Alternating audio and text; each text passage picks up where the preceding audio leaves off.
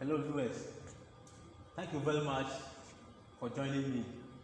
I appreciate your precious time learning together with me, and please, if you are new here, kindly like, share and subscribe the video in order to support this channel. Now, in this video, we are going to learn about the effects of the 1948 Riots,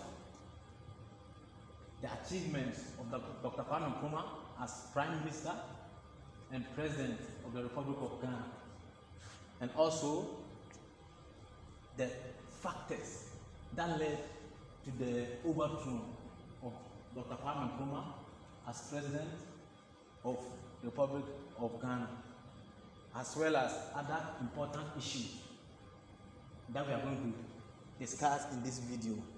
Now, not to waste time, we are going to look at the effects of the 1948 Riots. As I learned from the previous video, we learned that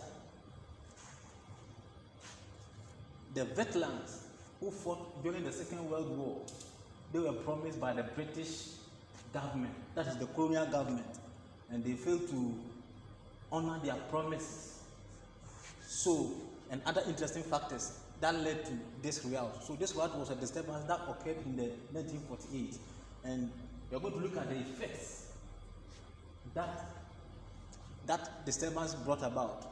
So first, the first important thing that we learned from this riot was the riot helped increase political awareness of many people in the Gold Coast. Why are we saying that? Many people became politically aware of the thing that was going on in the Gold Coast during that season. And another fact that also occurred it leads to the arrest of the leading members of the UGCC, that's the Big Six.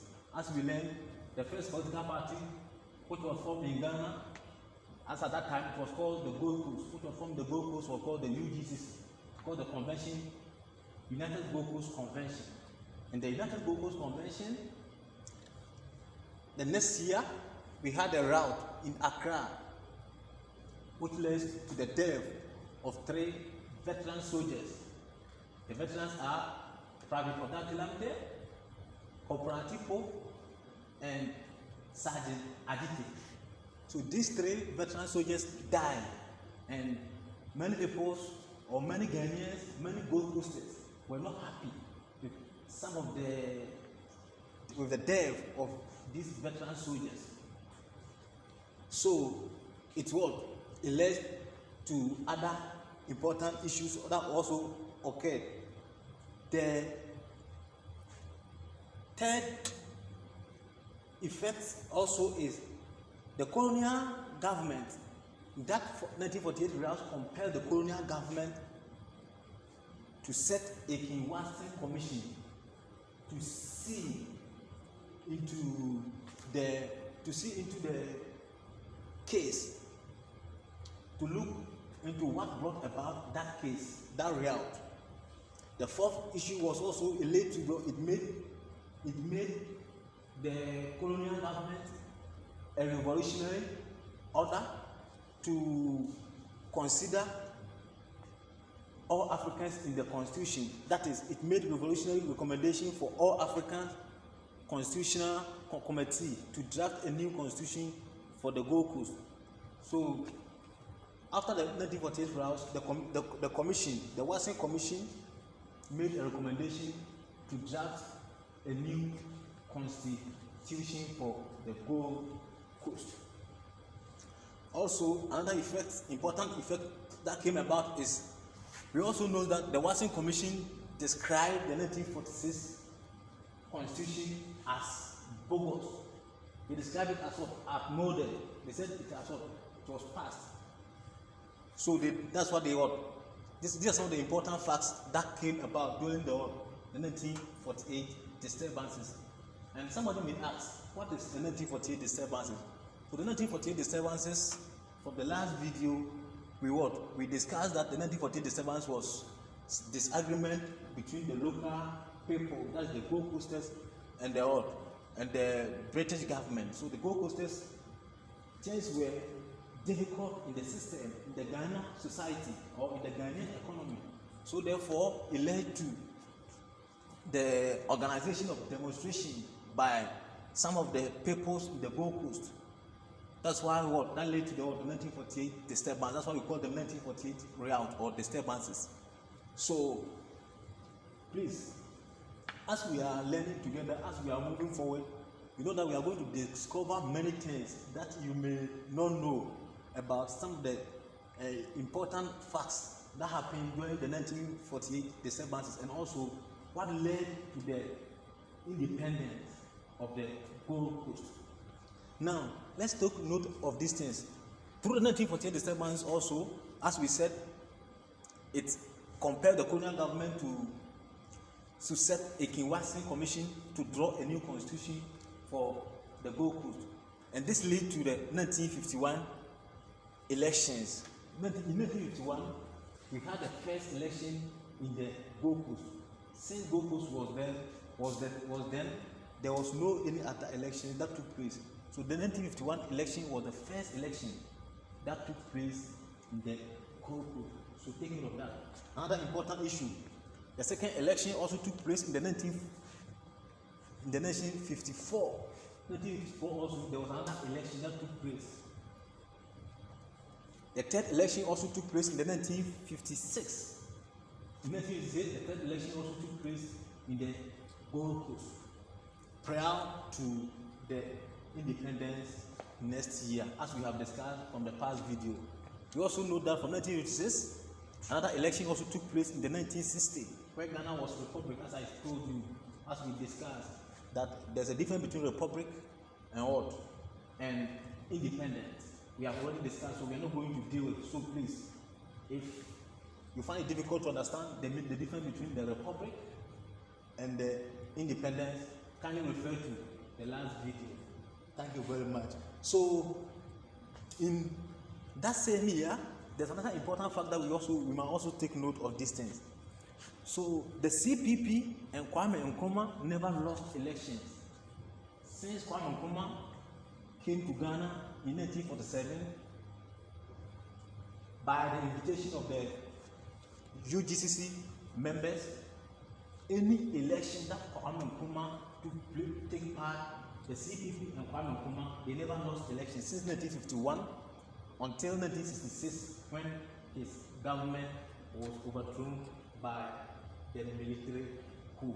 So, one thing that we have to also take note is that, ask yourself, why do you think Kwame Nkrumah never lost elections since he started his political career in Ghana, in Gold Coast, up to the independence of Ghana?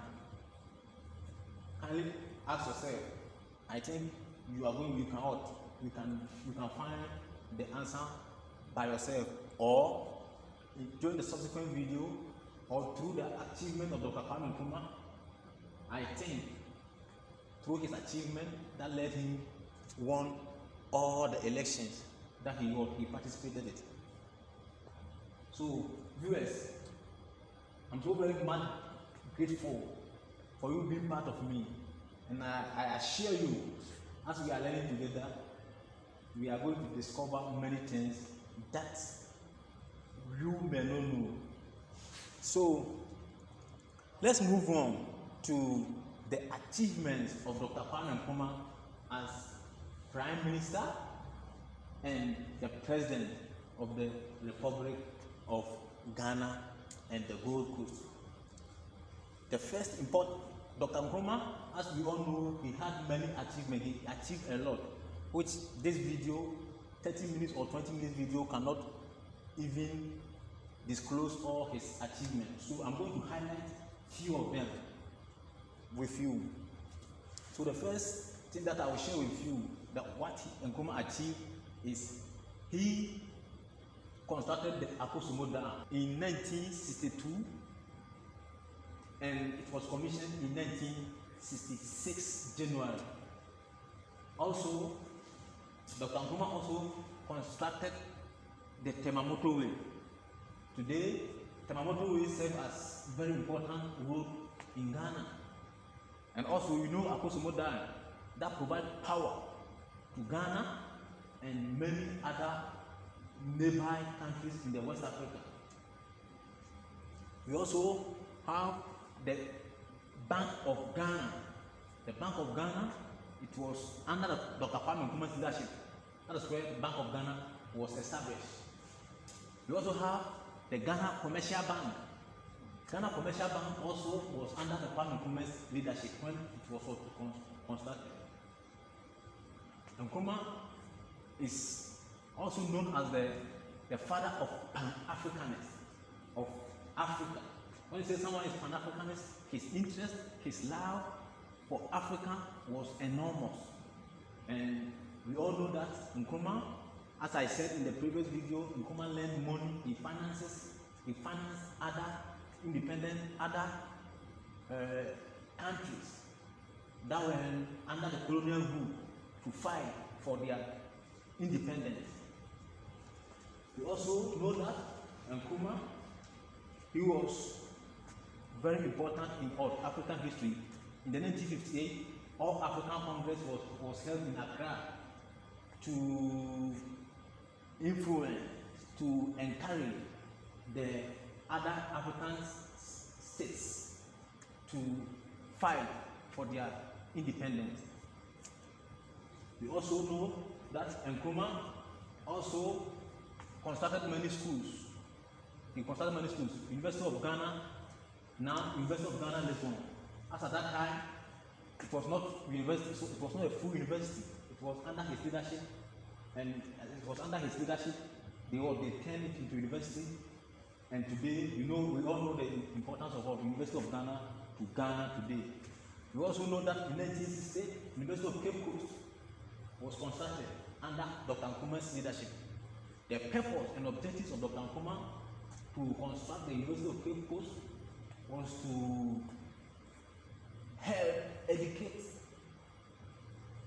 Ghanaian teachers that would take care of all levels of education in the country. This shows the importance of education to Dr. Kwame Nkrumah as Prime Minister and President of the Republic of Ghana. Let me share also with you other achievements of Nkrumah. North and South Central, so when you go to Kumasi in the Ashanti region, over there he constructed a lot of buildings there. We also know that airport residential area, it was under his leadership. That's where they constructed it. Labone Estate in Accra, under Kwame Nkrumah's leadership, they constructed it. Kanda Estates was under Kwame Nkrumah's leadership. We also know Ghana National Training Corporation, GNTC. It was also under Dr. Nkrumah's leadership, where all these things came into pass. State Insurance Company was also under Kwame Nkrumah's leadership, where this thing was formed. We also have Ghana Film Corporation was under Kwame Nkrumah's leadership, where they do all these things. Kumasi Shoe Factory, as I said in the first video, I talk of Ghana importing cows from Mali. When the cows come to Ghana, they use the cow, they make beef, they use the skin, they make shoes, belt, and that kind of stuff. So all these factories, these are some of the cows were feeding these factories. You also know Akosombo Textiles Limited was also under Kwame Nkrumah's leadership. You also know Commander Sugar Factory. Nowadays, Commander Sugar Factory, it doesn't function, but during Nkrumah's time, it was functioning. We have Cadet Matches Factory, and Nkrumah also ensured that this thing was under Kwame Nkrumah's leadership. That was all. These things was constructed. Ghana Black Star Line, which almost has 15 ships, was under his leadership. So it was a shipping company that Nkrumah under Kwame Nkrumah's leadership. We have Bolgatanga Rice Mill Factory. It was also under Dr. Nkrumah's leadership. City Catering Rest House now Golden Tulip in Kumasi. That was one of the finest hotels right now. When you go to Kumasi, it is there. That is what where you can find it. It's one of the finest hotels in South. It's VIP. If you are not rich, I don't think you can lodge there. It is also under Kwame Nkrumah's leadership. We have City Hotel Catering Rest House, now Golden Tulip in Kumasi. As I said, it was under Kwame Nkrumah. The Ghana News Agency, it was also under Kwame Nkrumah's leadership. So viewers, as I said, the achievements of Dr. Nkrumah was enormous, and it is impossible. I cannot even memorize them. It is impossible for me to say all of them, but these are some of the few that I want to share with you. So now we will proceed to what led to the overthrow of Dr. Kwame Nkrumah as a Ghana Prime Minister and President. So we said anytime in Ghana and Africa, and even when it comes to leadership, every day there's opposition. So when Kwame Nkrumah was doing all these things, he had opposition from everywhere. So let's look at some of his setbacks. The setbacks of Nkrumah, or the factors that led to the overthrow of Dr. Kwame Nkrumah. During the Kwame Nkrumah leadership, he passed a certain law that we call Prevention Detention Act. This Prevention Detention Act gave the president the power, or it gave the military and the police the power to deport any person who the country believed his presence in the country will pose security threats to the country, or any citizen who his conduct may affect the security of the country will be put into prison without any trial. So this Preventive Detention Act, it put many people in prison. Even the JB Dankwa, as you know, I don't know if the JB Dankwa, he died in prison. This is through this Prevention Detention Act. That was Dr. Buzia, who later became the Prime Minister of Ghana in 1970 to 1972. This Prevention Detention Act made him run away from Ghana. He seek asylum. He went to exile in UK, and he was able to come back when Dr. Nkrumah was overthrown in 1966. Many political leaders were also affected by this Prevention Detention Act. There's another one. The soldiers who overthrew Dr. Nkrumah they claim that Nkrumah was running Ghana as his personal property. According to Dr. Ankra, according to Major General Ankra, the one who took over from Dr. Nkrumah, they claim Nkrumah was running Ghana as his personal property. So that's the reason why they deposed him, or they did coup d'etat to overthrow his government. Another setback was Major Afifa claimed they felt the 43 Ghanaian soldiers who were killed in the Congo conflict. So in the Congo conflict in the 1960s, and Ghana sent soldiers there. Ghana sent troops there. So our troops, when they went there, 43 of them died. So according to that, the soldiers said they felt bad for the soldiers to have died in that case.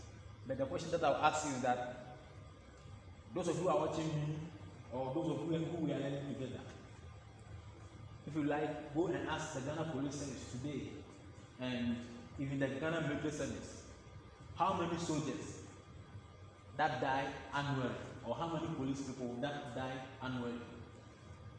Every year, many police people die. But this is one of the factors that the military, they say they will overthrow Dr. Nkrumah. That is politics for you. So dismissal of some army commanders. Nkrumah also dismissed some of the army commanders, because Nkrumah's life was threatened when he was leading the country. He was assassinated attempts, was tried many times.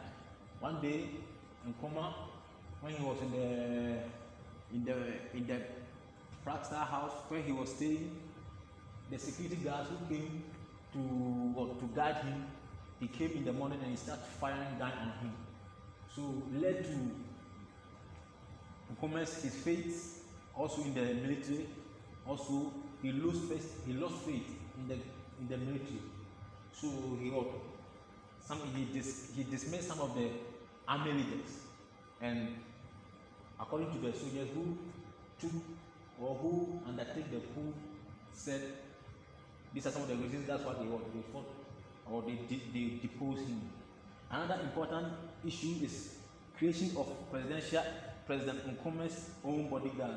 So due to that, he created his own bodyguard, who consisted of some Ghanaians and some Russian soldiers that they were guiding him, because he lost faith in the Ghana military, because there was a whole lot of assassinated attempts, but they failed.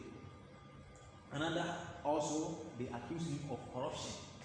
The military, led by General Arthur Ankra, accused Dr. Nkrumah of being corrupt. Dr. Nkrumah and CPP as being corrupt. But note, another interesting fact is that when General Arthur Ankra took over, few months later he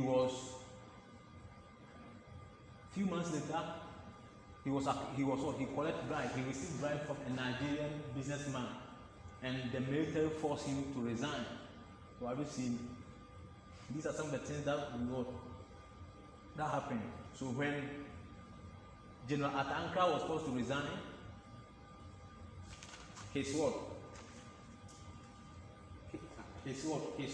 one of his groups took over, and the person who took over was Afrifa, Brigadier Afrifa. He became the head of state when General Arthur Ankra received bribe from the Nigerian businessman. Viewers, I'm so very much grateful for being part with me to this far. I love you. I know that as we are learning the history of Ghana, we are going to discover so many things, and I encourage you to continue staying with me and like the video, share with your fellow colleagues, so that you can support the channel for us to do more for you. Now, please, if you are not also subscribed, kindly subscribe for me and leave your comments. I thank you for all the support since we started this channel. I love you. God bless you.